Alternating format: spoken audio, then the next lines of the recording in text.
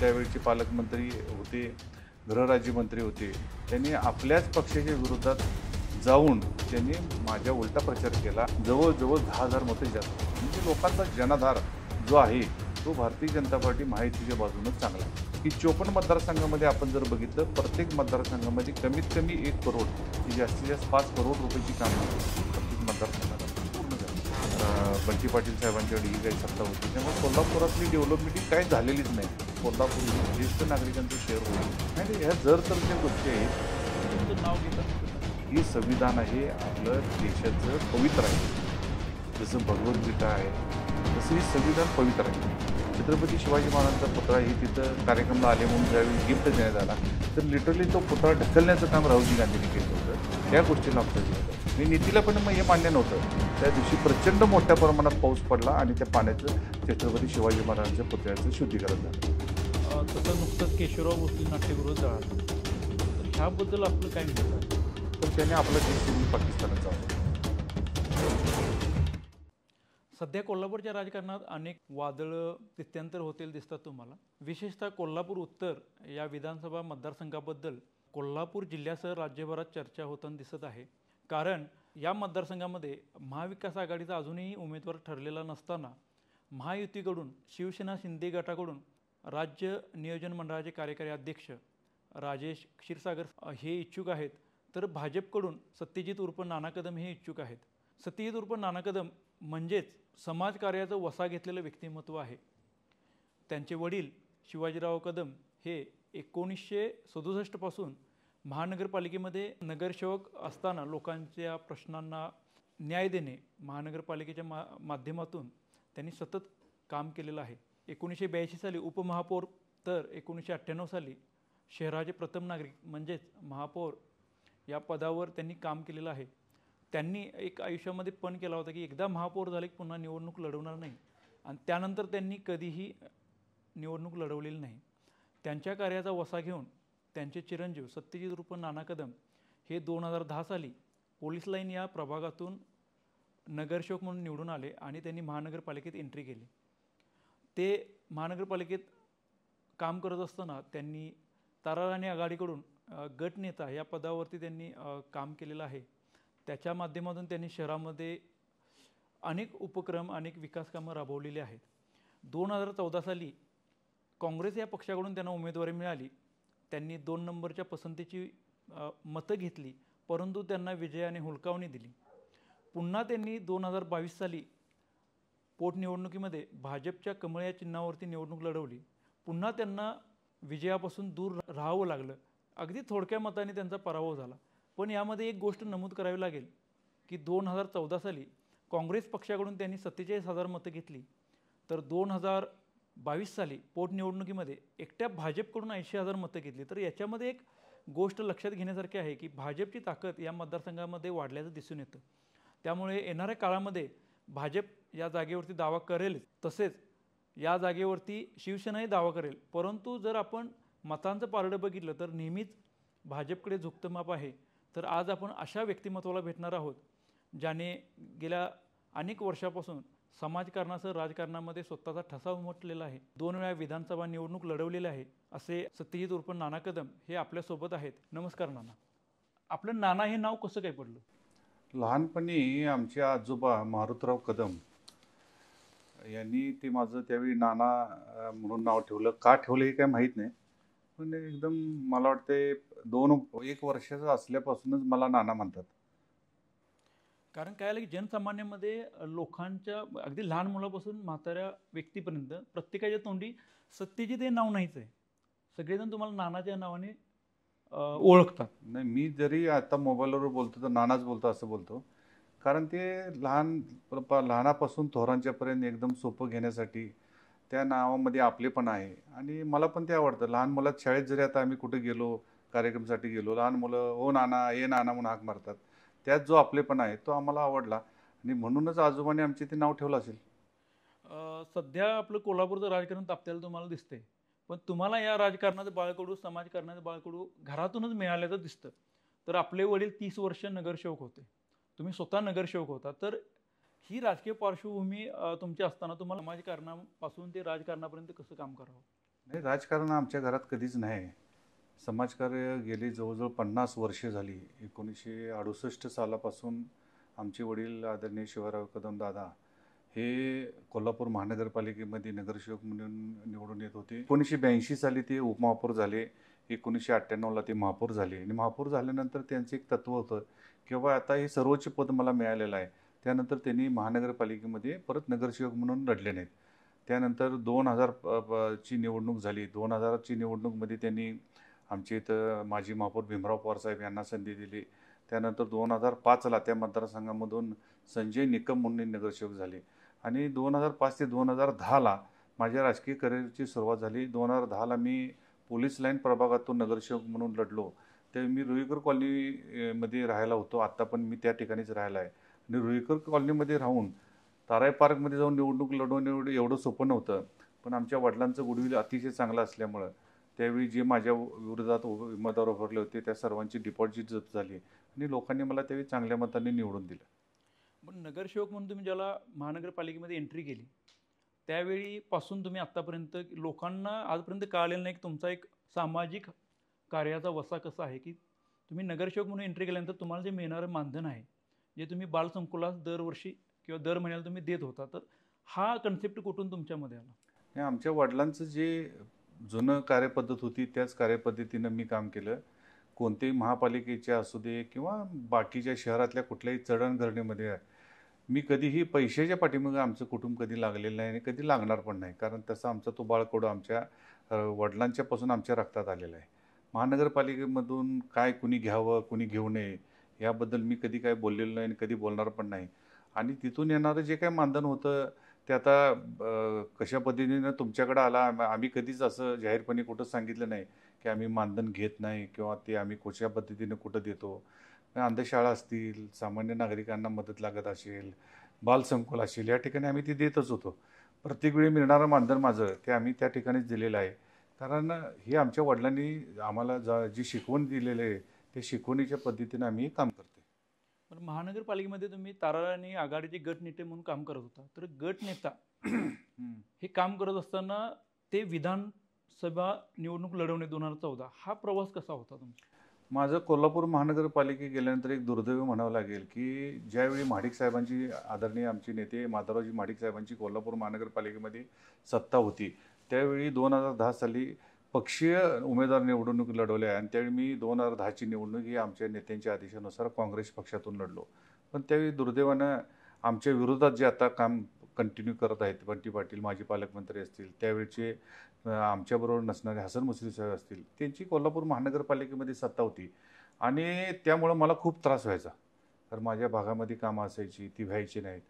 पण तरी देखील तर आपण कोल्हापूर महानगरपालिकेमधनं आज ही माहिती अधिकारामध्ये माहिती मागवली तर 2010 ते 2015 हे विरोधी माझ्या सगळे लोक असताना सुद्धा त्या ठिकाणी मी माझ्या प्रभागामध्ये हायेस्ट कामं म्हणजे कोल्हापूर महानगरपालिकेतला करोडपती नगरसेवक म्हणून माझं त्यावेळी नाव झालं. आणि 2014ची निवडणूक मी काँग्रेस पक्षातून लढलो कारण मी त्यावेळी काँग्रेसचा नगरसेवक होतो. पण त्यावेळी माझ्या विरोधात जे त्यावेळचे पालकमंत्री होते, गृहराज्यमंत्री होते, त्यांनी आपल्याच पक्षाच्या विरोधात जाऊन त्यांनी माझ्या उलटा प्रचार केला आणि मला पाडण्याचं मोठं काम महान कार्य त्यावेळी त्यांनी केलं. पण 2014च्या निवडणुकीच्या आधी आपण पाहिलं असेल मी विकास कामं घेऊन जाणारा माणूस आहे. मी कधी ती पोस्टरबाजी, हलगी वाजवणे, फटाके वाजवणे यामध्ये मला काही त्यात जास्त इंटरेस्ट नसतो.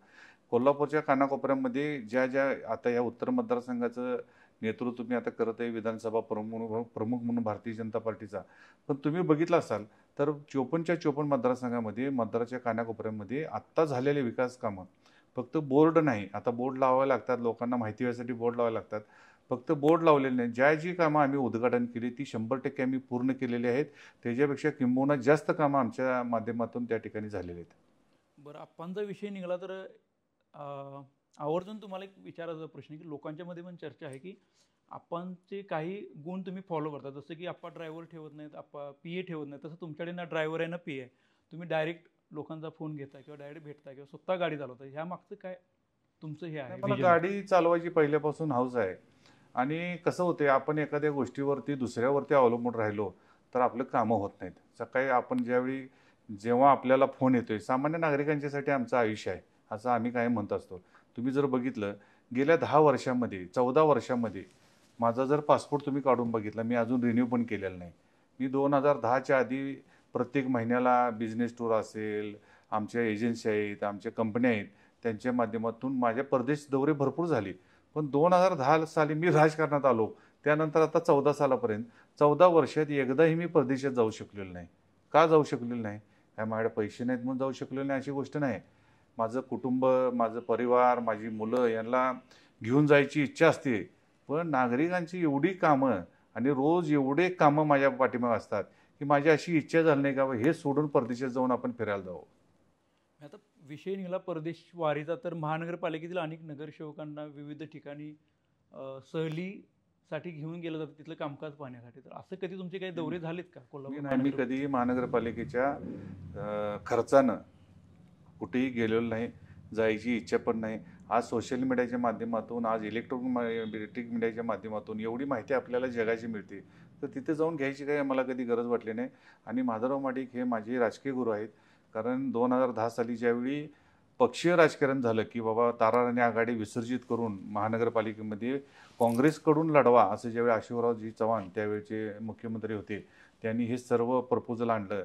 त्या सगळ्या प्रक्रियेमध्ये मी होतो. आणि 2010 साली काँग्रेस पक्षीय ताराराणी आघाडी पक्ष काँग्रेसमध्ये विलिनीकरण केला आणि सगळे आमचे नगरसेवक ताराराणी आघाडीचे काँग्रेसमधून निवडून आले. बरं, असं काही झालं की तुम्हाला 2014 मध्ये पराभव पत्करावा लागला आणि 2 नंबरच्या पसंतीची तुम्ही मतं घेतलेली आहेत आणि अगदी काही मतांनी, म्हणजे जसं आता पोटनिवडणुकीमध्ये जसं तुम्ही कमी मतांनी पराभूत झाला, तर 2014ला सुद्धा 2 नंबरची पसंतीची मतं घेतलेली आहे. लोकांना चांगलं काम करणारा माणूस पाहिजेल आहे, पण खोटं बोलून, खोटं नरेटिव्ह सेट करून जर कोल्हापूरमध्ये नाना कदम नगरसेवक झाल्यानंतर करोडो रुपयाची कामं मतदारसंघात करू शकतो, तर आमदार झाल्यानंतर हा माणूस कोल्हापूरचा कायापालट करेल, तेच मुळात ह्या लोकांना रुजलं नव्हतं. त्यामुळे मगाशी मी म्हटलं, ज्या पक्षातनं मी उभारलो काँग्रेस पक्षातून, त्या पक्षाचे गृहराज्यमंत्री, त्या पक्षाचे प्रमुख नेते ह्यांनी काँग्रेसच्या माणसाचा उलटा प्रचार करून शिवसेनेच्या माणसाला मदत करायची. ह्यासाठीच काय पक्ष निवडणुकीमध्ये थोडीफार मतं कमी जास्त लागतात, तर पाडायला मतं लई कमी लागतात. निवडून आणायला खूप कष्ट करावं लागतं, पण पाडायसाठी एखादा मिठाचा खडा पडलं म्हणतायत दुधामध्ये, ते दूध नसतं. तर त्या पद्धतीनं ह्यांनी माझ्या उलटं काम केल्यामुळे माझा पराभव झाला. ह्यामध्ये मिठाचा खडा तुम्हाला कोण वाटतं? बंटी पाटील. सरळ सरळ तुम्ही त्यांच्यावर आरोप करता, कारण एका पक्षामध्ये तुम्ही एकत्र काम करत होता आणि त्यावेळी एक गाजलेलं वक्तव्य आहे त्यांचं की तुमच्या मामांना सांगा की आम्हाला दक्षिणेत मदत करा, मग आम्ही तुम्हाला इकडे करतो. असं नाही, मामांचा विषय दक्षिण मतदारसंघ हा वेगळा होता. मामांचा आमचा त्यावेळचा पक्ष वेगळा होता. अमल महाडिक साहेब त्यावेळी BJP कडून लढत होते आणि मी काँग्रेसकडून लढत होतो. असं म्हणू शकत नाही की मी तिकडं काँग्रेसमधून BJPचा उमेदवार मागं घ्या आणि इकडं निवडून आणा. ज्यावेळी तिकिटाची मागणी असते आणि एकदा तिकीट डिक्लेअर झालं तर आपला उमेदवार जो असतो त्या उमेदवाराचा प्रचार करणं क्रमप्राप्त आहे आणि तसं केलं पाहिजे. पण त्यांची पहिल्यापासून ती एक त्यांचं वैशिष्ट्य, त्यांची पॉलिसी आहे की आमचं ठरलं आहे आणि कोल्हापूर गणले आहे. पण कोल्हापूरच्या लोकांना माहिती आहे की काय ठरलं आहे आणि काय चांगलं काय वाईट. काय थोडा वेळ लागत असतो. कुठलीही चांगली गोष्ट तूप खाल्यावर कधी रूप येत नाही. तूप खाल्यानंतर थोडे दिवसानं थोडे वर्षानं रूप येते. त्याच पद्धतीनं राजकारणामध्ये आमचं ठरलं आहे, पण कोल्हापूरचं काय चांगलं केलं आहे हे आम्ही आता लोकांना समोर आम्ही मांडतोय आणि त्यामुळे लोकांना आता चांगलंच माहिती झाली की त्यांचं काय ठरलेलं होतं ते. बरं, मला सांगा, मग 2014ला तुमची राजकीय चूक झाली असं तुम्हाला वाटतं का? जर तुम्ही BJP कडून तिकीट घेतलं असतं कदाचित तुम्ही जिंकला पण असता. मला BJP कडून त्यावेळी ऑफर होती, पण मी ज्या पक्षाकडून 2010 साली निवडणूक लढवली त्या पक्षाचं मला तिकीट मिळालं. त्यामुळे मी त्यांना त्यावेळी विचारलं होतं मला की तुम्ही आमचं तिकीट घ्या. राजकीय चूक वाटते का तुम्हाला त्यावेळी? राजकीय चूक म्हणता येत नाही. प्रत्येक वेळी आपण पक्ष बदलणे हे काय मला त्यावेळी बुद्धीला पटलं नाही आणि त्यामुळं मी काँग्रेस पक्षाबरोबर 2010 साली नगरसेवक झालो. तर काँग्रेस पक्षाचं आपण प्रतिनिधित्व करतो, त्या पक्षाचं तिकीट जर मिळत असेल तर त्याला मी प्राधान्य दिलं आणि मला त्यावेळी BJP कडून ऑफर होती, पण त्यावेळी मी BJPला नाही म्हटलं. ही माझी चूक झाली, आत्ता लक्षात येते. पण 2014च्या निवडणुकीमध्ये मला वाटत होतं की ती मला मदत करतील, पण त्यांनी मदत न केल्यामुळे मी त्यावेळी राजकीय निर्णय घेतला आणि 2015ला मी भारतीय जनता पार्टीबरोबर जॉईन झालो. आता तुम्हाला काय वाटतं की सध्याचं राजकारण जे आहे ते ईर्ष्या आणि द्वेषाचं आहे, तर ह्याला तुम्ही टाळून कसं काही समाजकार्य किंवा राजकारण म्हणून बघता? मी कधी कुठल्याही ईर्ष्येमध्ये जात नाही, मी कुठल्याही द्वेषामध्ये जात नाही. मी मगाशी सांगितलं, माझं काम हे सामान्य दीन दलित लोकांच्यासाठी आहे. रिक्षावाल्यापासून मर्सिडीजवाल्याच्यापर्यंत. आज माझं कुठेही गेला तर ते प्रत्येक माणसाला अप्रोच वाटतो, की मर्सिडीजवाल्या माणसाला पण वापरतो, की नाना कदम माझा आहे आणि रिक्षावाला जरी साधा आला त्याला पण वाटतं, की नानाकडे गेले की आपलं काम होते. हे माझं त्या पद्धतीने काल आहे. कुठल्याही ईर्ष्येमध्ये, कुठल्याही त्या भानगडीमध्ये मी कधी नाही. बरं, सध्याच्या या पूर्णपणे राजकीय काय म्हणू गदारोळामध्ये दोन पक्ष फुटलेले आहेत. त्यातला एक पक्ष तुमच्यासोबत पहिला होता, नंतर दुसरा जॉईन झाला. तर तुम्हाला काय वाटतं की आता इथली उमेदवारी जो घोळ तयार झाला उत्तरचा, कारण तुम्ही पोटनिवडणुकीमध्ये वैयक्तिक असे 80,000 मतं घेतलेली आहेत आणि आत्ता पुन्हा ज्याला उमेदवारीचा प्रश्न तयार होतो त्याला इथं जो आता हजारो कोटीच्या निधीचा बॅनरबाजीचा विषय असेल किंवा 25 कोटी निधीची गोष्टी असतील, म्हणजे जे मतदारसंघामध्ये प्रचंड प्रमाणात नेरेटिव्ह सेट करण्याचा प्रयत्न करत आहेत किंवा तुमच्या विरोधात एखादं वातावरण तयार केलं जातं की बाबा आम्ही इथं 6 टर्म आम्ही आमदारकी भोगलेली आहे किंवा आमच्या पक्षाने भोगलेलं तर आम्हालाच पाहिजे तिकीट, किंवा आम्ही युवा नेतृत्व आहे, लोकांच्यामध्ये क्रेज आहे आणि आम्हाला त्या पद्धतीनं तिकीट मिळालं पाहिजे. मग ह्याच्याकडे तुम्ही कसं बघता उमेदवारीवर? उमेदवारी पक्ष, मगाशी म्हटलं, पक्ष हा जगातील एक नंबरचा पक्ष आता भारतीय जनता पार्टी आहे आणि त्यांचं नेटवर्किंग, त्यांची माहिती घेण्याची पद्धत, त्यांच्याबरोबर पक्षावर असणारे कार्यकर्ते, त्यांच्याकडून त्यांचे सर्वे, ह्यामध्ये मला वाटत नाही की मी मागं असेल. कोण काय करतंय, मी मगाशी म्हटलं इकडे मी कधीही लक्ष देत नाही. माझं काम कसं चाललंय, मी भारतीय जनता पार्टीबरोबर प्रामाणिक आहे. मी भारतीय जनता पार्टीबरोबर प्रामाणिकपणे काम केलं आहे. 2022ची निवडणूक, हे बघा, पोटनिवडणुकीमध्ये अखंड महाराष्ट्रामध्ये झालेल्या निवडणुकीचा जर तुम्ही अभ्यास केला, त्यामध्ये एखादा टक्काच निवडणुकीमध्ये उलटा निकाल जातो. पण त्यावेळी मी धाडस करून मी म्हटलं, नाही बाबा, भारतीय जनता पार्टीनं कोल्हापूर शहरामधनं कधी अशी उमेदवारी घेतलेली नाही आणि कमळ हे चिन्ह लोकांच्यापर्यंत पोचलेलं नाही. महानगरपालिका ज्यावेळी आपण कमळ म्हणून जाणार त्यावेळी हे चिन्ह आपलं पोचलं पाहिजे. त्यावेळी आमचे नेते देवेंद्र फडणवीस साहेबांना भेटलो आणि त्यांना सांगितलं की बाबा, आपलं कमळी चिन्ह लोकांच्यापर्यंत साहेब जर पोहोचवायचं असेल तर आपण यावेळी रिस्क घ्यायला लागते आणि आपण निवडणूक लढवायला लागते. तर त्यावेळी त्यांनी माझ्यावर विश्वास ठेवला आणि मी त्यावेळी पोटनिवडणूक लढवली. 2019मध्ये भारतीय जनता पार्टी आणि शिवसेनेची युती होती. त्या युतीमध्ये त्यावेळची ही जागा कोल्हापूर उत्तरची शिवसेनेला सुटली आणि त्या ठिकाणी शिवसेनेचे प्रमुख नेते आहेत ते आदरणीय राजेश क्षीरसागर यांनी ती निवडणूक लढवली. त्यांचा पण थोड्या मताने पराभव झाला. पण त्यावेळची पडलेली जर तुम्ही मतं बघितली तर म्हणजे शिवसेना आणि BJP एकत्र असताना त्यांना जी मतं 69,000 मतं पडली. त्यानंतर भारतीय जनता पार्टी 2022ला पोटनिवडणुकीमध्ये एकटी लढून सुद्धा 79,000 मतं घेतली. म्हणजे 10,000 मतं आपण एकटं लढून 10,000 मतं जास्त या मतदारसंघामध्ये घेतलेले आहेत. त्यामुळं आम्हाला, आमचं कार्यकर्त्यांना असं मत आहे की भारतीय जनता पार्टीवर प्रेम करणारी, भारतीय जनता पार्टीच्या विचाराची माणसं या मतदारसंघामध्ये जास्त आहेत. बरोबर. मग आता 2022ला तुम्ही पक्षासाठी स्वतःचं बलिदान दिलं थोडक्यात, की बाबा पोटनिवडणुकीमध्ये उभा राहून ती इलेक्शन पराभूत झाला तुम्ही. मग पक्ष त्याचा 2024मध्ये विचार करेल का नक्कीच उमेदवारी? 100% विचार करेल. आता जर तुम्ही बघितलं परवाची झालेल्या लोकसभेच्या निवडणुकीमध्ये 2022 पेक्षा परत आपण 10,000 मतं जास्त घेतली. म्हणजे छत्रपती शाहू महाराज हे स्वतः उमेदवार कोल्हापूर शहरातून असताना, जिल्ह्यातून असताना, त्या उमेदवारांना अशीच अपेक्षा होती, त्यांची पण होती आणि त्यांच्या कार्यकर्त्यांची अपेक्षा अशी होती की ह्या मतदारसंघामध्ये भारतीय जनता पार्टीच्या पेक्षा छत्रपती शाहू महाराजांना मतं जास्त पडतील. पण तसं झालं नाही. 22च्या निवडणुकीपेक्षा भारतीय जनता पार्टी महायुतीच्या उमेदवाराला जवळजवळ 10,000 मतं जास्त पडली. म्हणजे लोकांचा जनाधार जो आहे तो भारतीय जनता पार्टी महायुतीच्या बाजूनच चांगला आहे. बरोबर. मग आता एवढं सगळं असताना सुद्धा तुम्ही जसं नाव घेतलं की शिवसेनेचे ज्येष्ठ नेते राजेश क्षीरसागर, तर त्यांनी कोल्हापूर उत्तर मतदारसंघ त्यांचा हक्काचा असताना सुद्धा दक्षिणमध्ये त्याचं काही हालचाली करत आहे. तर याच्यावर तुमचं मत काय आहे? मी मगाशी म्हटलं, महायुतीचे उमेदवार अजून कुठलेच ठरलेले नाहीत. प्रत्येकाला जागा मागण्याचा अधिकार दिलेला आहे आणि त्याचा वरिष्ठही निर्णय घेतील. पण भारतीय जनता पार्टीनं परवा धनंजय महाडिक खासदार साहेबांनी जे काही सांगितलं की 5 जागा भारतीय जनता पार्टीनं आपल्या मागितल्या, त्यामध्ये 5 जागेमध्ये आम्ही कुठल्याही त्या मतदारसंघामध्ये कधी मेळावा घेतला नाही. मागणी करणं वेगळं. तर आदरणीय ज्येष्ठ नेत्यांनी शिवसेनेच्या राजेश क्षीरसागरने दक्षिण मतदारसंघामध्ये जाऊन मेळावा घेतला आणि त्या मेळाव्यामध्ये त्यांनी असं बोलले की बाबा, भारतीय जनता महायुतीच्या कामामध्ये कुणी मिठाचा खडा टाकू नये. पहिली गोष्ट, त्यांनी मेळावा घेऊन मिठाचा खडा त्यांनी टाकला, बरोबर. असं स्पष्ट मत आहे आमचं. म्हणजे आमच्या कार्यकर्त्यांच्यामध्ये आणि आमच्या नेत्यांच्यामध्ये ज्यावेळी चर्चा होती त्यामध्ये आमचं स्पष्ट मत आहे. दुसरी गोष्ट बोलले की दक्षिण मतदारसंघामध्ये आमची 10,000 मतं आहेत.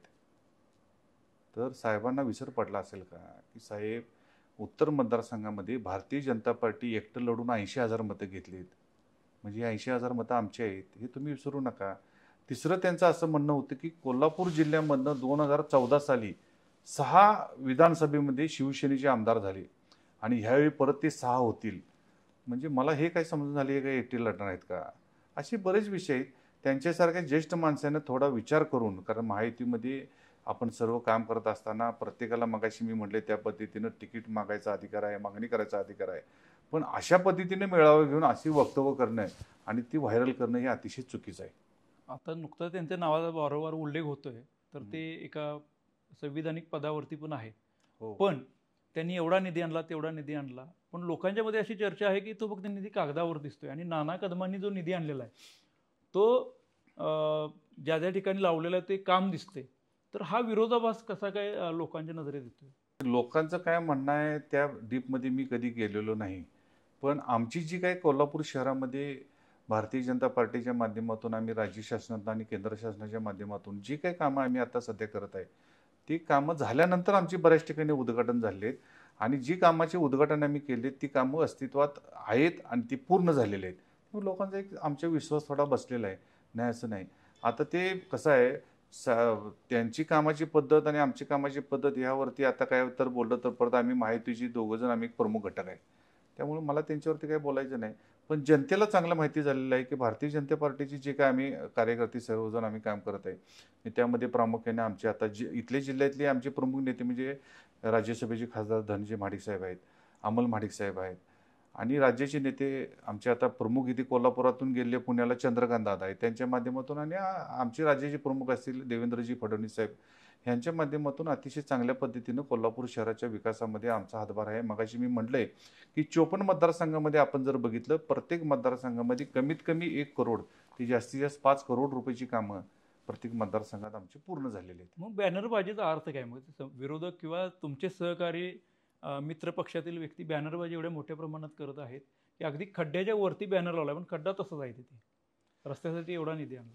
नाही, तर त्या डीप मगाशी मी म्हटलं महायुतीमध्ये आपण ज्यावेळी काम करतो त्यावेळी एकमेकावरती बोलणं जरा उचित होणार नाही. पण मगाशी म्हटले जे आमचे भारतीय जनता पार्टीच्या माध्यमातून आम्ही जी काही कामं केलेली आहेत ती खरोखर अतिशय चांगल्या पद्धतीची तिची कामं झालेली आहेत, उत्कृष्ट कामं झालेली आहेत, उत्कृष्ट दर्जाची कामं झालेली आहेत.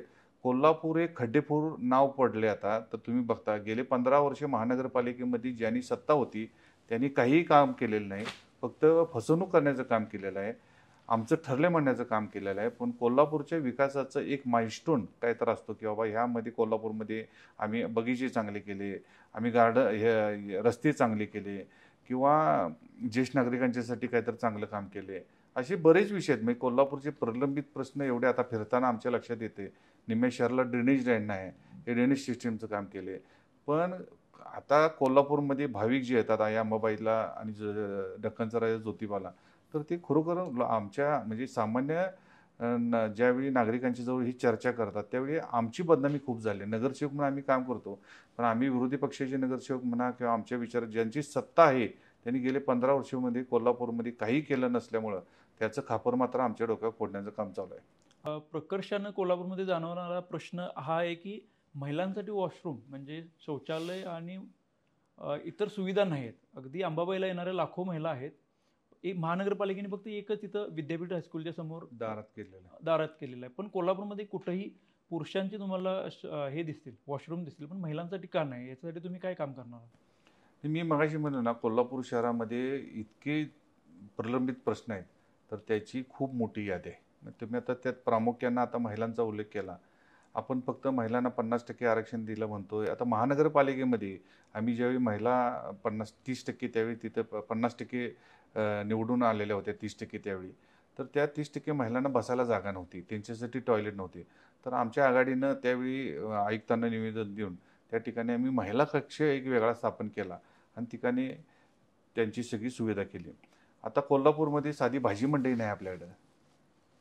आहे का? आहे, पण त्याची दुरावस्था आहे. म्हणजे ते काही आहे ठिकाणी म्हणजे रस्त्यावली आहे ना ती. हो. भाजी मंडईचा अर्थ काय की प्रॉपर तिथे कट्टे असणे, त्याची व्यवस्था असणे, तिथलं रोज येणारं ते मटेरियल असते ते परत नेऊन त्याचं विल्हेवाट विल्हेवाट लावणे, असते. हे कुठलीही पद्धत आपल्या इथे ठिकाणी नाही. महिलांचं स्वच्छतागृह अतिशय एकही कोल्हापुरात नाही. पण खूप गंभीर विषय आहे आणि त्याला गंभीर. तुम्ही कसं पाहता मग ते आता गंभीर ज्या विषय? ज्या ठिकाणी म्हणजे महिलांचं जाण्याचं ठिकाण कुठं असतं तर कपडे खरेदी असेल किंवा भाजीपाला असेल, कडधान्य असतील, ते व्यापारपेठ आहे त्या ठिकाणी महिलांच्यासाठी स्वच्छतागृह ही उभारलीच पाहिजेत. आता 50% महिला आता उत्तर मतदारसंघात जर बघितलं आपण 1,25,000 महिला आणि 1,42,000 पुरुष आहेत. हे 50% महिलांची संख्या असताना सुद्धा ही जर अवस्था असेल वाईट, तर ह्याला जबाबदार कोण? आता हा शोधायची काही गरज नाही. ह्याला जबाबदार 15 वर्ष बंटी पाटील साहेबांच्याकडे ही काही सत्ता होती. त्यामुळे कोल्हापुरातली डेव्हलपमेंट ही काही झालेलीच नाही. कोल्हापूर हे खेडं राहिलेलं आहे. त्याचबरोबर कोल्हापूरमध्ये उद्योग व्यवसायांचा विषय आहे. कोल्हापूरमध्ये तरुणांचा विषय आहे, नोकरीचा विषय आहे. आता ह्या ठिकाणी कोल्हापूर म्हटलं जातं की ही शिक्षणाचं माहेरघर, शिक्षणाची पंढरी. पण शिक्षण केल्यानंतर त्या मुलांना जायचं कुठं? हा आणि एक नोकरीचा एक गंभीर प्रश्न आहेच खूप कोल्हापूर. मोठा आहे. म्हणजे आता कोल्हापूर हे आणि येणाऱ्या 5 वर्षामध्ये मुलं शिकून तयार होतील, पण त्यांना नोकरी नसल्यामुळं कोल्हापूर हे ज्येष्ठ नागरिकांचं शहर होईल. आता इथून पुणा असेल, हैदराबाद असेल, बेंगलोर असेल, गोवा असेल, या ठिकाणी जाऊन जॉब करायचा. जॉब केल्यानंतर तिथंच लग्न करतात, तिथंच ते फ्लॅट घेतात, तिथंच राहतात. ते कोल्हापूरला परत येत नाहीत ना. त्यामुळं कोल्हापूर हे येणाऱ्या काळामध्ये 5 वर्षामध्ये ज्येष्ठ नागरिकाचे शहर होईल ही भीती आता निर्माण झाली आहे. आणि या सर्व गोष्टीचा अभ्यास आमच्या माझ्यासारखा सामान्य कसं असते, तळागाळातनं काम करत गेल्यानंतर हे का आपल्याला माहिती असते की बाबा आज कोल्हापूरमध्ये काय होतं, काय करायला पाहिजे आणि काय झालं पाहिजे. या सगळ्या गोष्टीची जाणीव माझ्यासारख्या सामान्य नगरसेवकापासून 2 वेळा मी विधानसभा लढवलेली आहे. त्यामुळे ह्या सर्व गोष्टीचा अभ्यास आहे आणि मला नक्की खात्री आहे की येणाऱ्या भविष्य काळामध्ये आता ही महिन्याभरामध्ये जी काही निवडणूक होणार आहे, यामध्ये कोल्हापूर शहरातल्या लोकांनी पण आमचं ठरलंय, आमचं हे झालं, हे सगळं विसरून विकास कामं करणाऱ्या माणसाला पुढं नक्कीच प्राधान्य लोक देतील, ह्याची मला नक्की खात्री आहे.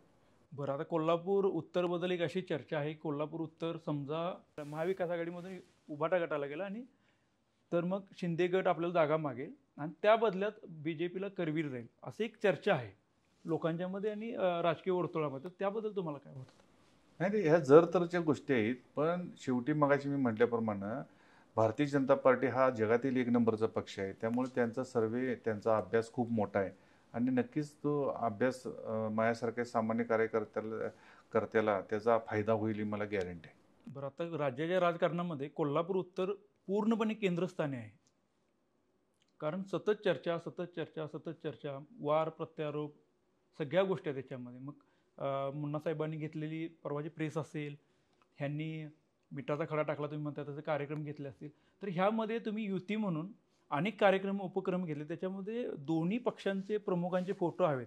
मग लोकसभा असेल किंवा आता लाडकी बहीण योजना असेल, तर ह्याच्यामध्ये कुठेही तुमच्या फोटोचा वापर होताना दिसत नाही किंवा तुमचं नाव घेताना दिसत नाही. तर याबद्दल तुमचं काय म्हणतं? नाही नाही, ज्या ज्यावेळी आम्ही भारतीय जनता पार्टीच्या माध्यमातून लाडकी बहीण योजना असेल, सेंट्रिंग कामगारांच्या योजना असतील, म्हणजे ज्या ज्या काही शासनाच्या योजना आहेत त्या सर्व आम्ही कॅम्प केले असतील किंवा तिचे मेळावे घेतले असतील.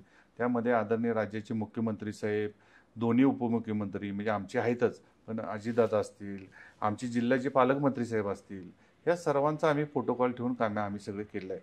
आता त्यांनी काय केलं ह्याच्यावरती आम्ही काय लक्ष देणार नाही, पण आम्ही जे काय पाळायला पाहिजे माहिती म्हणून ते आम्ही पाळलेलं आहे. सध्या तुम्ही कोल्हापूर उत्तरचे भाजपचे निवडणूक प्रमुख म्हणून काम करताय. तर उत्तरमध्ये तुम्ही काम करत असताना सुद्धा त्र्यंबोली मंदिर हे दक्षिणमध्ये येतं, तर त्या मतदारसंघात सुद्धा तुम्ही विकास निधी लावलेला आहे. तर अंबाबाई त्र्यंबोलीला भेटायला गेली असं म्हणावं का? अंबाबाईची वर्षातून एकदा अंबाबाई आपल्या बहिणीला भेटायला त्र्यंबोली मंदिराच्या परिसरात टेकडीमध्ये जातात. तर त्या ठिकाणी जात असताना बघितलं की त्या ठिकाणी विकास थोडा झालेला नाही. तर एक डोक्यात आलं आणि आम्ही त्या मंदिर परिसराचा सर्वे करून तिथे एक डिझाईन तयार केलं.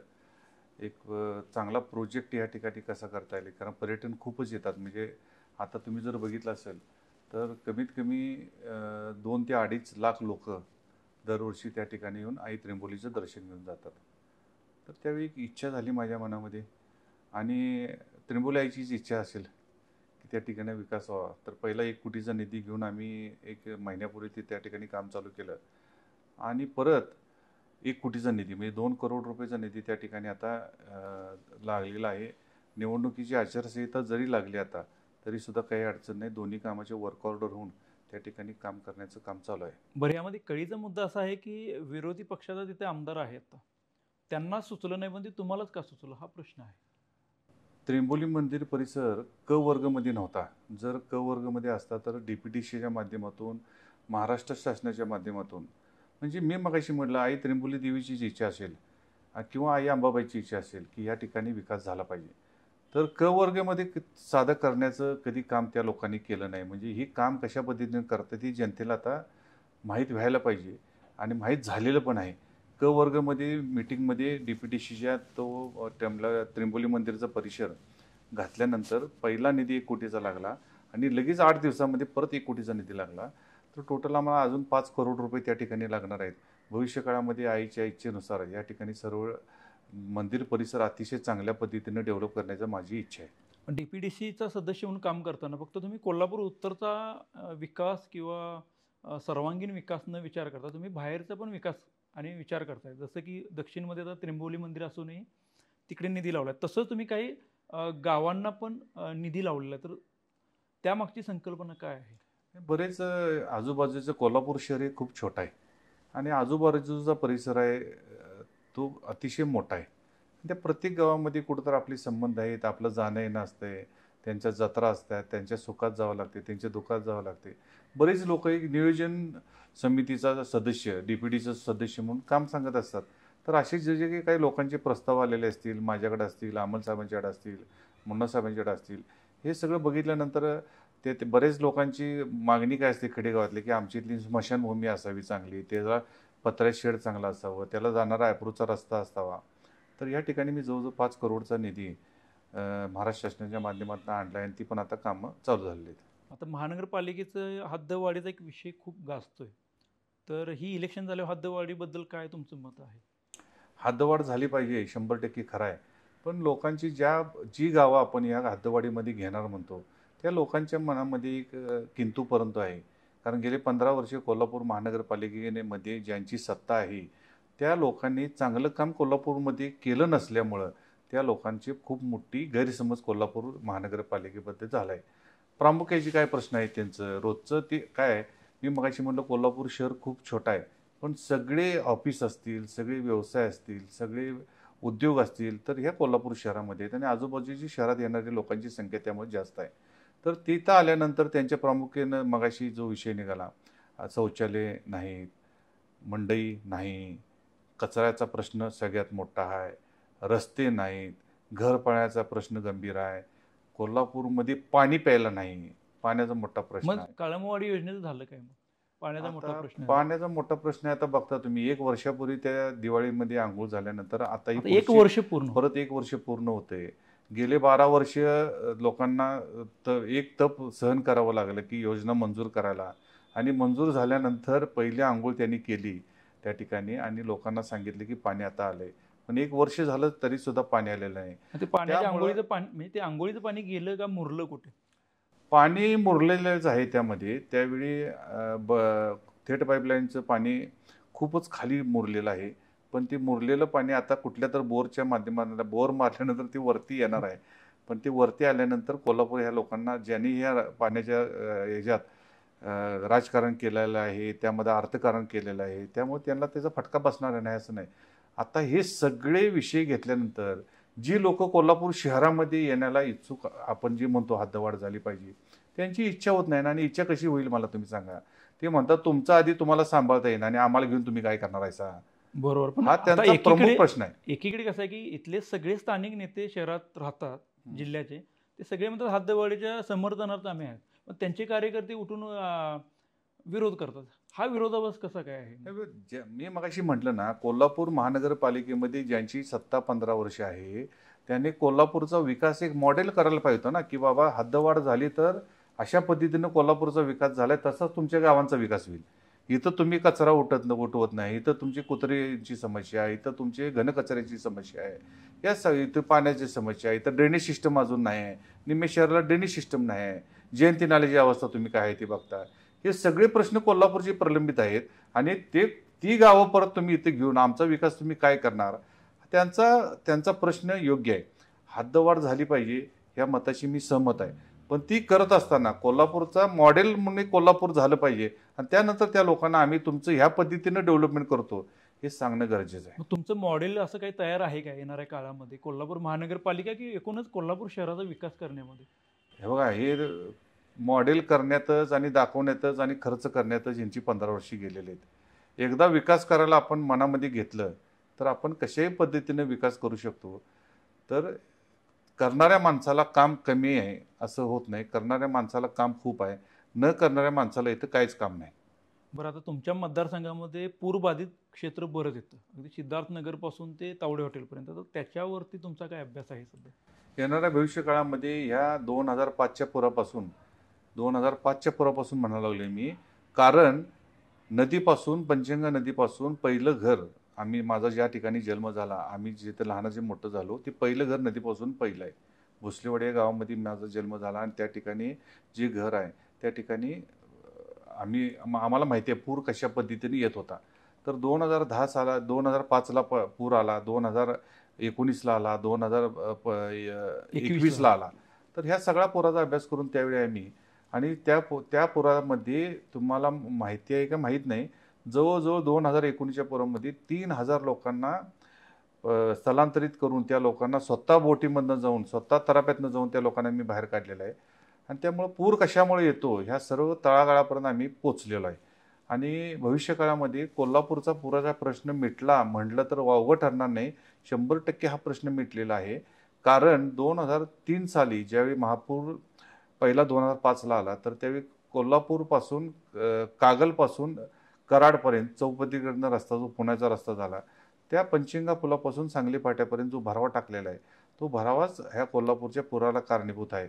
आणि त्या भराव्यामुळं कोल्हापूरमध्ये जवळजवळ 10 फूट पाणी, जर आपण लहानपणापासून बघतो की कुंभार गल्लीमध्ये पाणी यायचं, जयंती नाल्याचं कुंभार गल्लीपर्यंत पाणी सीमित होतं. हा, पण आता हे पाणी तुम्ही मगाशी सांगितल्याप्रमाणे सिद्धार्थनगर पासून तावडे हॉटेलपर्यंत हे मान्य आहे. पण कलेक्टर ऑफिस ज्यावेळी पुरामध्ये बुडलं त्यावेळी कलेक्टर साहेबांना मी बरेच पत्रव्यवहार केलेले आहेत, त्याची सगळी माझ्याकडे पुरावे आहेत, त्याचे सगळे फोटो आहेत. तर कलेक्टर ऑफिस बुडल्यानंतर तर प्रशासन जागेल असं आम्हाला वाटत होतं. एक लोकमतला पेपरला एक फोटो बघितलेला मी 2019च्या पुराचा. कलेक्टर साहेबांच्या टेबल असं पाण्याखाली आहे आणि त्यांची खुर्ची टेबलाच्या वरती होती.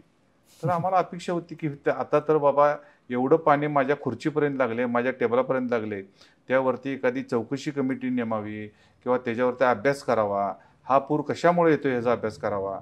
पण दुर्दैवाने ह्या सर्व गोष्टीकडं कुठल्याही अधिकाऱ्यांनी कुठल्याही प्रशासनानं लक्ष घातलं नाही. पण आम्ही ह्या सर्व गोष्टीचा अभ्यास करून त्या आत्ताचे आमचे नितीनजी गडकरी साहेब आहेत, प्रमुख नेते भारतीय जनता पार्टीचे, आणि अखंड जगामध्ये त्यांचं चांगलं नाव झालेलं आहे. कारण दळणवळण करण्यामध्ये रोड आणि ह्यांच्यामध्ये त्यांचा हातखंडा जगामध्ये कोण धरू शकत नाही. तर त्यांना आम्ही जाऊन भेटलो आणि हा पूर कशामुळे येतोय, ह्या पुरासाठी आपण काय केलं पाहिजे, सांगली फाट्यापासून पंचगंगा नदीच्या पुलापर्यंत आपण कशा पद्धतीनं तो भरावा काढला पाहिजे, ह्या सर्व गोष्टीचा अभ्यास करून त्या ठिकाणी नवीन होणाऱ्या 6 पदरीकरणामध्ये ही सगळी कामं आम्ही त्यामध्ये घातलेली आहेत. त्यामध्ये पुणे ऑफिस असेल, इथलं कोल्हापूरचं ऑफिस असेल, ह्या सगळ्यांचा फॉलोअप घेऊन भविष्य काळामध्ये आता त्याचं काम चालू झालं, तुम्ही बघता भविष्य काळामध्ये पूर हा विषय कोल्हापूरसाठी कायमचा संपलेला असेल याची खात्री मला आहे. हा एक प्रश्न मिटला कोल्हापूरकरांचा समजू, तर मग कचरा व्यवस्थापन हा खूप गंभीर प्रश्न आहे कोल्हापूरमध्ये सध्या. म्हणजे एकीकडे घंटागाडी येते पण कचऱ्याचे ढीग अनेक प्रभागामध्ये दिसत आहेत तुम्हाला. तर त्याच्यावरती एक तुम्हाला प्रश्न विचारेन की टोपमध्ये जी खाण घेतलेलं आहे की त्याच्यावर आता कशा प्रकारे काम चालू आहे. कारण त्या ग्रामस्थांनी तर विरोध केलेला आहे की तिथले पाणीसाठे खराब होतील, तिथल्या लोकांना दुर्गंधी वगैरे होईल. पण बावड्यामध्ये जो प्रकल्प आहे तिथल्या लोकांना त्रास होतोय की नाही त्याचा? नाही, स्वच्छ भारत या संकल्पनेतून आदरणीय नरेंद्र मोदी साहेबांनी, आपल्या पंतप्रधान साहेबांनी अतिशय चांगल्या पद्धतीमध्ये अखंड देशामध्ये सगळ्यात जास्त बजेट जर तुम्ही बघितलं आरोग्य आणि घनकचरा ह्या आरोग्यासाठी त्यांनी दिलेलं आहे. आता महानगरपालिकेला करोडो रुपये त्यांनी दिले. आता त्या कचऱ्यासाठी फिरणाऱ्या घंटागाड्या आहेत, त्यामध्ये पण सिलेक्शन चुकलं, त्या गाड्या बंद आहेत. आता जवळजवळ 150 पैकी 50 गाड्या बंद आहेत.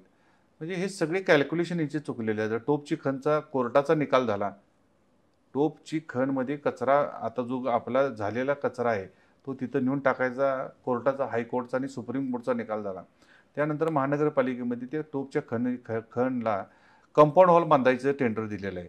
आता हे टेंडर देऊन 3 वर्ष झाली, अजून ते काम पूर्ण झालेलं नाही. नाही, पण कंपाऊंड वॉल चालू आहे बांधकाम तरी त्याचं. त्या पण हा बांधकाम प्रश्न कधी मिटणार? कारण इथला कचऱ्याचा प्रश्न एवढा गंभीर बनलेला आहे की लहान मुलं वगैरे त्या कोंडाळ्या शेजारून जातात. भटकी कुत्री एक नवीन त्याच्यामध्ये विषय आहे की कसबा बावडा या ठिकाणी हा असलेला प्रकल्प लाईन बाजारमध्ये आम्हाला बावडा असेल, कदमवाडी असेल, ह्या परिसरामध्ये ह्या गोष्टीचा खूप त्रास होतो.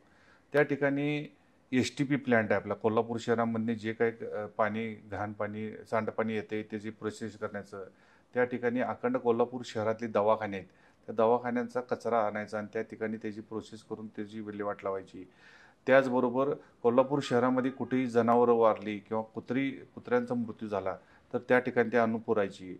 अखंड निम्म्या शहराला ड्रेनेज सिस्टीम नाही, त्याचा मैला आणून त्या तिथं टाकायचा, त्याच्यावर प्रोसेस करायची. हा आम्हाला ह्या परिसरामध्ये खूप मोठा प्रश्न समस्या आणि भेडसावतात आणि याचा खूप त्रास सामान्य नागरिकांना आणि सगळ्यांनाच होतो.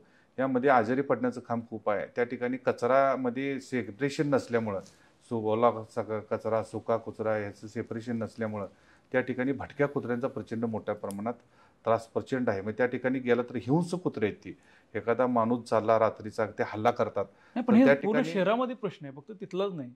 याच्यामध्ये अनेक आता लहान लहान मुलं बालकं त्याला बळी पडत आहेत आणि महानगरपालिकेकडे गेले 2 महिने झाले निधीच नाही त्या लोकांना सॅलरी देण्यासाठी, पगार देण्यासाठी. नाही, हे चुकीचं आहे. स्वच्छ भारतच्या माध्यमातून अतिशय मोठ्या प्रमाणात निधी येतो, ह्यांचं प्लॅनिंग नाही.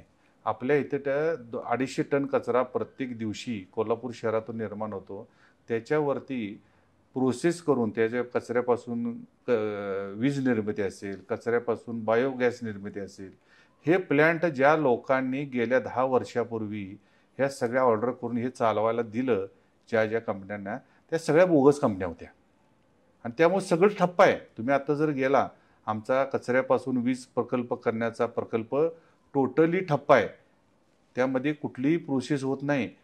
दवाखान्याचा वेस्टेज जे असतं तर त्या ठिकाणी जी कंपनी चालवत होती त्यावेळी आयुक्त बिद्री मॅडम होत्या, मला आठवते. आम्ही जनरल बॉडी करून त्या ठिकाणी गेलो तर मला तुम्ही सांगा, जो बॉयलर असतो त्या बॉयलरमध्ये टाकून त्याची विल्हेवाट लावतात, त्या बॉयलरचं टेम्परेचर 250 टेम्परेचर दाखवत होतं. तर ते टोपण उघडून आम्ही हात घातला आतमध्ये तर ते खोटंच होतं सगळं. तर त्यावेळी ती सापडली चेन होती. त्यावेळी इथं प्रोसेस काहीच करायचं नाही, फक्त ते दाखवायचं आणि ते कुठं जागा दिसल, म्हणजे जे एखाद्या खड्डा दिसला, एखादी विहीर मुजवायची असेल, आता उजगावची खण होती, त्या ठिकाणी डायरेक्ट हे डम्पिंग करत होते. म्हणजे ज्या लोकांना कोल्हापूर महानगरपालिकेचे ज्यांची सत्ता होती त्यांनी हे काम करण्याची वर्क ऑर्डर दिल्या, ज्यांना काम दिलं, ह्या कंपन्या सर्व बोगस लागलेले आहेत. त्यामुळे कोल्हापूरमध्ये हे प्रश्न सोडवायचे असतील तर त्याला अतिशय चांगल्या विचाराचे, चांगली काम करणाऱ्या माणसांना जर निवडून दिलं आणि काम करण्याची संधी दिली तरच हे प्रश्न सुटणार मग आहेत. 10 वर्ष युतीचाच आमदार होता, त्यांनी त्याच्यामध्ये काही लक्ष घातले की नाही? कारण त्यांच्या काळामध्ये जास्त प्रश्न होते. नाही, युतीचे जरी आमदार असले, कोल्हापूर महानगरपालिकेमध्ये ज्यांची सत्ता होती त्यांच्या सत्तेमध्ये हे सर्व कामं झालेली नाहीत. मला तुम्ही सांगा, जर केंद्राकडं अतिशय चांगले प्रस्ताव पाठवले तर आपल्याला निधी येतो, तर केंद्र शासनाकडे यांनी प्रस्तावच पाठवले नाहीत. आज घनकचरा असेल, आज ड्रेनेज सिस्टीम असेल, हे काहीही प्रस्ताव यांच्याकडे गेलेले नाहीत. कारण ते गेल्यानंतर ते चांगले प्रोजेक्ट इथं झाले केंद्राच्या माध्यमातून, तर केंद्रामध्ये सरकार कोणाचं आहे? भारतीय जनता पार्टीचं आहे, त्यांचं नाव होणार. त्यामुळे यांनी प्रस्तावच पाठवलेले नाहीत. 15 वर्ष कोल्हापूरच्या नागरिकांना गोरपटीत ठेवण्याचं काम त्या लोकांनी केलेलं मग आहे. तुम्ही आता अनेक विकास कामं केली, केंद्र सरकारच्या माध्यमातून कोणती कोणती कामं कोल्हापूरमध्ये सध्या झालेले आहेत आणि प्रस्तावित आहेत? आणि केंद्राच्या माध्यमातून प्रमुख आता KMTचा आमचा प्रमुख प्रश्न होता. त्यामध्ये खासदार साहेबांनी लक्ष घालून आम्ही म्हटलं KMTला साहेब, एक वेळ तुम्ही पेपरला बातमी बघा, KMT बसेस बंद आहेत. तर का बंद आहेत? तर त्याला टायरी नाहीत. हो, बरोबर आहे. त्यावेळी मी स्वतः आणि त्यावेळी आमची नगरसेवक, आम्ही त्यावेळी ताराणी आघाडी म्हणून काम करत होतो, तर आम्ही स्वतः 10 लाख रुपये टायरी KMTला दिल्या. म्हणजे अनेक वाहनं ब्रेकडाऊन आहेत. ब्रेकडाऊन आहेत, म्हणजे होंड्या लावून ठेवलेत, ती बंदच आहेत. आणि कोल्हापूरमध्ये मगाशी मी म्हटल्याप्रमाणे पोल्युशनचं प्रमाण पण खूप वाढलेलं आहे. डिझेल गाड्या जरा कमी व्हायला पाहिजेत. त्यामुळे आता केंद्र शासनाची नवीन योजना आली, ई बसची. तर ई बसमध्ये आपल्या अखंड ड वर्ग महानगरपालिकेमध्ये अखंड महाराष्ट्रामध्ये आपली फक्त महानगरपालिका आहे ह्यांचा ट्रान्सपोर्ट ही चालवते, लॉसमध्ये चालवते. त्यामुळं आपल्याला आदरणीय गडकरी साहेब असतील, अमित शाह साहेब असतील, ह्यांनी चांगली मदत केली आणि आज 4 वाजता त्याचा आम्ही ई बसचा कार्यक्रमचं उद्घाटन करतोय. धनंजय पाटील साहेबांच्या माध्यमातून, केंद्राच्या माध्यमातून आम्हाला ते पैसे आलेले आहेत. आता मगाशी स्वच्छतेसाठी पैसे आलेले आहेत केंद्रातनं करोडो रुपये. म्हणजे तुम्ही जर बघितलं स्वीपिंग मशीन घ्यायला पैसे आहेत, JCB मशीन घ्यायला पैसे आहेत, म्हणजे कचऱ्यासाठी ज्या मशिनरी लागतात. आता आपल्याला हे 150 घंटा गाड्या आहेत, ह्या कुठनं आल्या? हे राज्य शासनानं दिले नाहीत, हे केंद्रातनंच पैसे आलेले आहेत.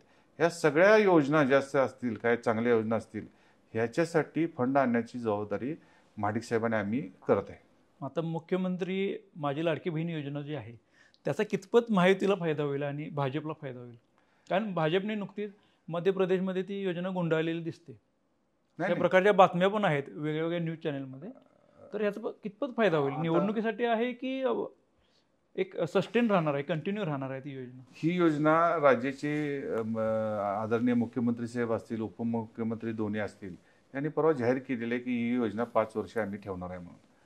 आणि लोकसभेच्या निवडणुकीमध्ये जर आपण बघितलं तर वर्षाला 1 लाख रुपये तुम्हाला देणार, खटाखट पैसे जमा होणार. आले का लोकांचे पैसे? नाही आले. त्यामुळे त्या लोकांना फसवण्याचं काम लोकसभेमध्ये केलेलं आहे. या विधानसभेच्या आधी जवळजवळ आता 5वा हप्ता, म्हणजे आता हे काय बोलत होते, ही योजना निवडणुकी झाली की बंद होणार. पण आमचं अजेंडाच असा आहे की ही योजना कंटिन्यू चालू राहणार आहे. कारण येणाऱ्या भविष्यकाळामध्ये आता विधानसभा आहे, विधानसभा झाल्यावर महानगरपालिका आहे, त्यानंतर जिल्हा परिषद आहे, त्यानंतर ग्रामपंचायत आहे. त्यामुळे ही योजना काही बंद राहणार नाही. या योजनेमध्ये आणि थोडीफार वाढच होईल, पण ही काही लाडकी बहीण योजना बंद राहणार नाही. काँग्रेस पक्षाने तसा खूप प्रयत्न केला. त्यांनी ज्यावेळी हे आलं त्यावेळी कॅबिनेटच्या मिटिंगमध्ये, विधानभवनामध्ये त्यांनी दंगा केला, ही बंद झालं पाहिजे म्हणून सांगितलं. त्यानंतर तिथं काय होत नाही म्हणते हायकोर्टमध्ये गेले, हायकोर्टमध्ये त्यांचं काही टिकलं नाही. आता त्यांचे मिनिस्टर म्हणतात आमच्या सरकारला आम्ही बंद पाडणार आहे, पण तसं काही होणार नाही, ही योजना चालू राहणार.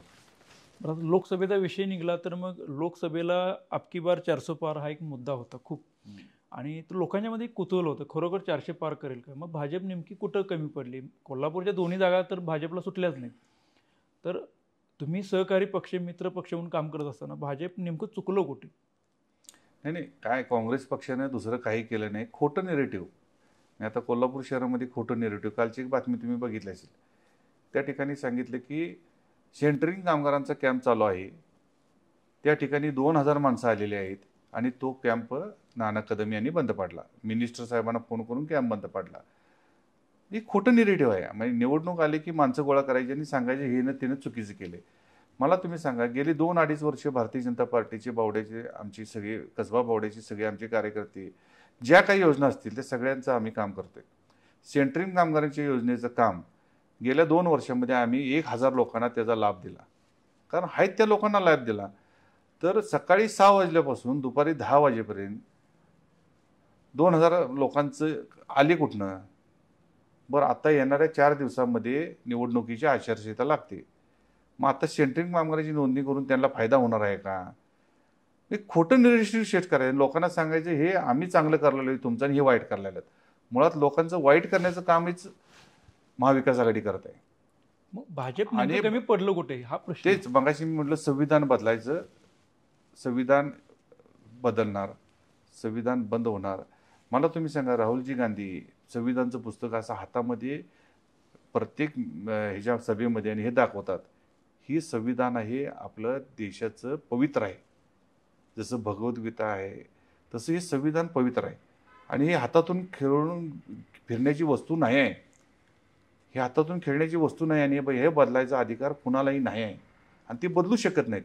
पण त्यावेळी भोलेबावडे जनतेला सांगितलं की बाबा तुमचं संविधान बदलणार, तुमचं आरक्षण जाणार. आणि लाडकी बहिणीसारखी योजना त्यांनी ते खटाखट प्रत्येक महिन्याला 8,500 रुपये जमा होणार. यामध्ये थोडी लोकांची दिशाभूल झाली, त्यामुळे लोकसभेला फटका बसलाय. बरं, नुकतेच ते कोल्हापूरला येऊन गेले, तर कोल्हापूरमध्ये राजकीय वातावरण पूर्णपणे बिघडलं असं सध्या चर्चा आहे. तर याच्यामध्ये नेमकं कोणाचा हात आहे? नाही, काय झालं, विशाळगड प्रकरण झाल्यापासून एक विशिष्ट समाज त्यांच्यापासून दुरावल्याचं ह्या काँग्रेसच्या इथल्या स्थानिक नेत्यांना जाणवलेलं होतं की बाबा विशाळगडच्या प्रकरणामध्ये आपल्याला जी काय थोडी मराठी माणसं आहेत ही बाजूला गेल्यात, इव्हन मुस्लिम माणसं पण बाजूला गेल्यात। यासाठी ह्यांनी छत्रपती शिवाजी महाराजांच्या बद्दल ह्या लोकांना कधीही आदर नाही आणि नव्हता। आम्हाला अभिमान आहे की छत्रपती शिवाजी महाराजांचा पूर्णावती पुतळा बावड्यामध्ये झालेला आहे। ज्यांनी केलंय त्यांचं आम्ही स्वागत करतो, त्यांचं अभिनंदन करतो। पण ज्या माणसाच्या हस्ते हे पुतळ्याचं उद्घाटन त्यांनी केलंय त्याला आमचा विरोध होता। कारण बघितलं असेल, छत्रपती शिवाजी महाराजांना लुटारे म्हणणारे कोण होते? तर ते पंडित जवाहरलाल नेहरू होते। त्यांचेही वंशज आहेत, त्यांचीही पुढची पिढी आहे। तर ह्यांना पुण्याच्या कार्यक्रमामध्ये तुम्ही जर व्हिडिओ बघितला असेल, छत्रपती शिवाजी महाराजांचा पुतळा हे तिथं कार्यक्रमाला आले म्हणून ज्यावेळी गिफ्ट देण्यात आला, तर लिटरली तो पुतळा ढकलण्याचं काम राहुलजी गांधींनी केलं होतं। त्या गोष्टीला आमचा विरोध आहे। छत्रपती शिवाजी महाराजांना ही मानणारी नाही आहेत, त्यामुळं आम्हाला ते येऊन गेले ठीक आहे, पण आणि बघितलं असेल की ज्या दिवशी ते येणार होते त्या दिवशी ते येऊ शकले नाहीत। म्हणजे नीतीला पण मग हे मान्य नव्हतं। आणि दुसऱ्या दिवशी हिंदुत्ववाद मानणारी जी माणसं होती ती छत्रपती शिवाजी महाराजांचा ज्या पुतळ्याचं अनावरण झालं त्या ठिकाणी जलाभिषेक करायचा म्हणून पाण्याच्या घागरी जाऊन पंचंगीतनं त्या पुतळ्याला पायावरती घालणार होते। त्याला पण प्रशासनाने विरोध केला, पण निसर्गाला पण हे मान्य नव्हतं। त्या दिवशी प्रचंड मोठ्या प्रमाणात पाऊस पडला आणि त्या पाण्याचं छत्रपती शिवाजी महाराजांच्या पुतळ्याचं शुद्धीकरण झालं। आता प्रामुख्याने कोल्हापूरमध्ये अनेक घटना मागच्या काळात घडल्या, जसे विशाळगड प्रकरण असेल, तसं नुकतंच केशवराव भोसले नाट्यगृह जळालं। तर ह्याबद्दल आपलं काय मत आहे? नाही, त्यामध्ये प्रशासकीय लेवलला चौकशी चालू आहे, त्यामध्ये बोलणं उचित ठरणार नाही। कारण आज विशाळगडच्या प्रकरणात जर तुम्हाला बोलायचं झालं तर विशाळगडच्या प्रकरणामध्ये हे राजकीय माजी पालकमंत्री म्हणतात की कोल्हापूरमध्ये दंगल घडण्याची शक्यता आहे आणि बरोबर त्यावेळी हे सगळे प्रकरण घडत असतात। आता नुकतीच एक दंगल घडून गेली, त्याबद्दल तुमचं काय मत आहे? कारण जसं विशाळगड प्रकरण त्याला कुठेतरी धागेदोरे असतीलच ना। कोल्हापूरमध्ये जी हिंदू मुस्लिम दंगल घडली स्टेटस ठेवण्यावरून व्हॉट्सअपच्या, तर हे व्हॉट्सअप स्टेटसवरून जे वॉर चालू झालं, म्हणजे वातावरण बिघडण्याचं तुम्हाला जसा प्रश्न केला की त्याचं काय मूळ कारण काय असतं? नाही, जे लोक व्हॉट्सअप स्टेटस लावतात त्यांना, त्या लोकांना माझं तर मत आहे, परकड मत म्हणा कसं म्हणा, माझं वैयक्तिक मत म्हणा, जी लोक चुकीच्या पद्धतीचे जे औरंगजेबाचे स्टेटस ठेवत असतील तर त्याने आपला देश सोडून पाकिस्तानात जावं। त्यांना पाकिस्तानचं औरंगजेबचं ती संस्कृती जर त्यांना खरोखर आवडत असेल त्यांनी जावं। कोल्हापूरमध्ये जातीय दंगल कधीही घडलेल्या नव्हत्या, पण जेव्हापासून हे विचित्र बावडेकरांचं डोकं चालू झालंय तेव्हापासून जाती जातीमध्ये भांडणं लावायचं काम यांचं चालू झालंय। पण ह्याच्यामध्ये आता 18 पगड जाती घेऊन समाज पुढे नेण्याचं शाहू महाराजांचं जे कार्य होतं त्याचा वारसा तुम्ही कसा पुढे घेऊन जाणार? नाही, छत्रपती शाहू महाराज हे पहिले जे शाहू महाराज होते ते छत्रपती शाहू महाराजच होते आणि त्यांचा सर्व अखंड राज्याला नाही अखंड जगामध्ये त्यांचं नाव आहे। पण आता ह्या महाराजांच्याबद्दल आम्ही काय बोलणं उचित होणार नाही। पण आता जे राजकारण चालू आहे, ज्या पक्षाचं ते नेतृत्व करायला लागले किंवा त्या पक्षाची जे काय अजेंडा आहे तर तो काय आम्हाला मान्य नाही। त्यांना तो मान्य असेल पण आम्हाला तो मान्य नाही। कारण काय आलं की ह्या राजकारणामध्ये राजकीय वातावरणामध्ये एका गादीला आणलं त्यांनी मध्ये, तर ह्याच्यामुळे कुठं पराभव झाला असं तुम्हाला वाटते का? नाही, लोकसभेमध्ये पराभव होण्याचं मगाशी कारण मी सांगितलं। एक तर संविधान बदलणार हे सामान्य माणसांच्या मनामध्ये बिंबवलं आणि दुसरं गोष्ट प्रत्येक महिन्याला तुम्हाला 8,500 रुपये येणार।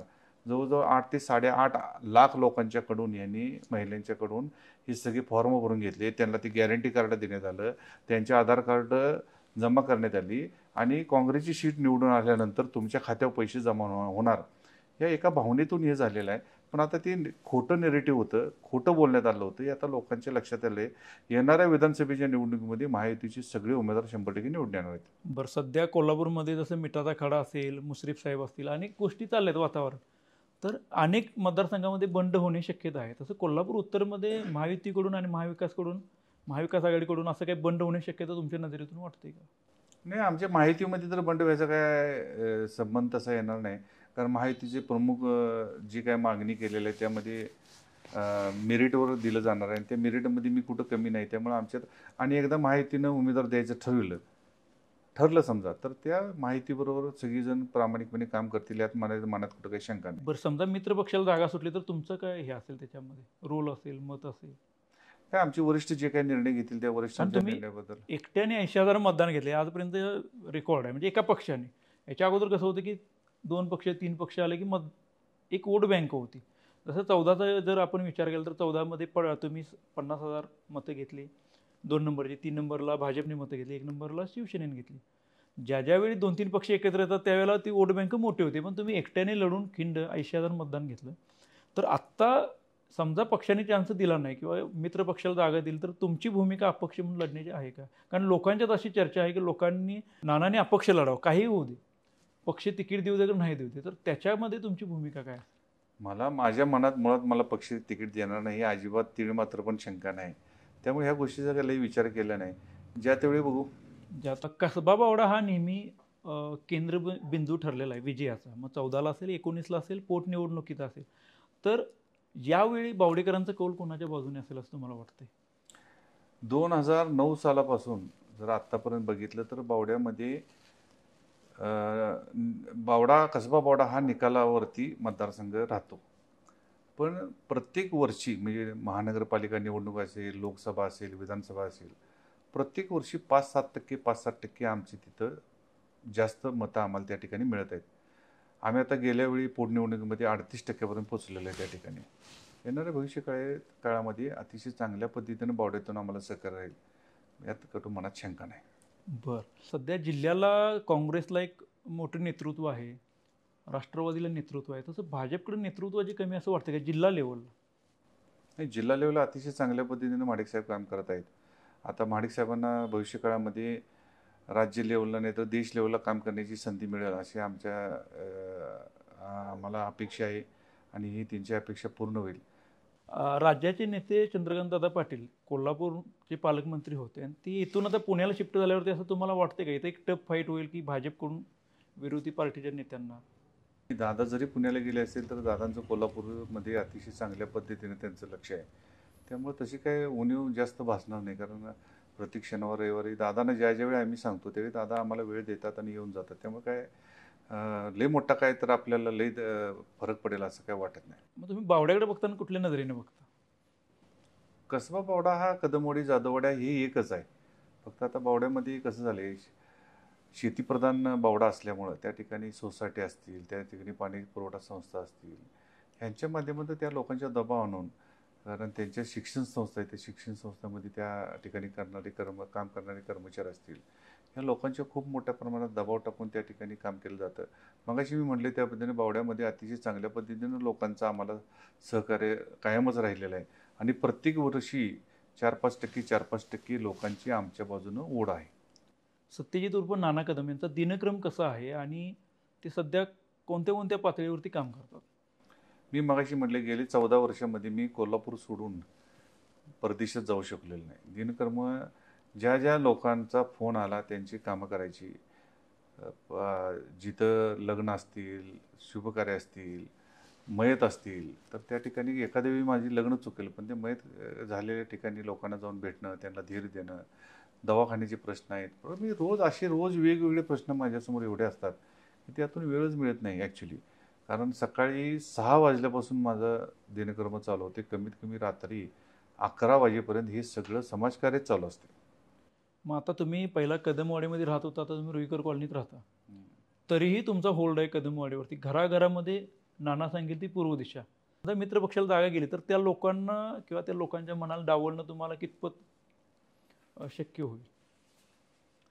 नाही, काय झाले गेले 50 वर्ष ह्या सर्व मतदारसंघामध्ये आमचे वडील असतील, आमचे भाऊ असतील, मी स्वतः असेल, आमच्या वहिनी असतील, आम्ही पूर्ण वेळ ह्या लोकांच्या सेवेमध्ये काम दिलेलं आहे आणि घराघरामध्ये आम्ही पोचलेलो आहे. म्हणजे आहेच म्हणजे त्यांना असं वाटत नाही की नाना कदम तिकडे आहेत, रुईकर कॉलनीत राहायला आहेत.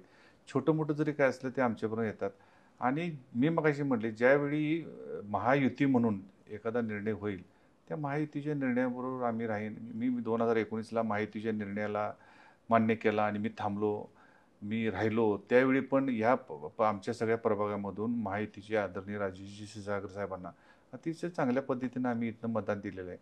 आता त्यानंतर परत 5 वर्षी गेली. हा कालखंड गेल्यानंतर लोकांची मनं, लोकांचे विचार, लोकांचे जे काय हे असतात ते बदलण्यामध्ये थोडा वेळ लागेल. पण ही युतीला जागा सुटणारच नाही. आम्हाला भारतीय जनता पार्टीला सुटणार नाही असं काय डोक्यात माझ्या नसल्यामुळे ह्या पुढच्या गोष्टीचे जास्त काय मी कधी विचारच केलेला नाही. पण आता शेवटचा प्रश्न, महानगरपालिकेचे इलेक्शन विधानसभेनंतर लागेल का? 100% लागेल, कारण हा सुप्रीम कोर्टामध्ये जो काही विषय घालून ठेवलेला होता ओबीसी आरक्षण आणि या सर्व संदर्भात, तर त्याचे आता अंतिम निकालावरती केस आलेली आहे. त्यामुळे ती इलेक्शन त्यांना घ्यावीच लागेल आणि विधानसभेची निवडणूक झाल्यानंतर ह्या इलेक्शन होतील. जिल्हा परिषद आणि महानगरपालिकेच्या या निवडणूक होतील का, यात काही कुठे शंका नाही. तर हे होते सत्यजित उर्फ नाना कदम, ज्यांच्याशी आपण दिलखुलास गप्पा मारल्या. त्यांनी मतदारसंघाबद्दल आणि एकूणच जिल्ह्याच्या राजकारणाबद्दल आपल्याशी माहिती देण्याचा प्रयत्न केला. ते सध्या इच्छुक आहेतच विधानसभा निवडणूक लढवण्यासाठी, तर त्यांना शुभेच्छा. आम्हाला इंटरव्ह्यू दिल्याबद्दल खूप खूप आपलं धन्यवाद.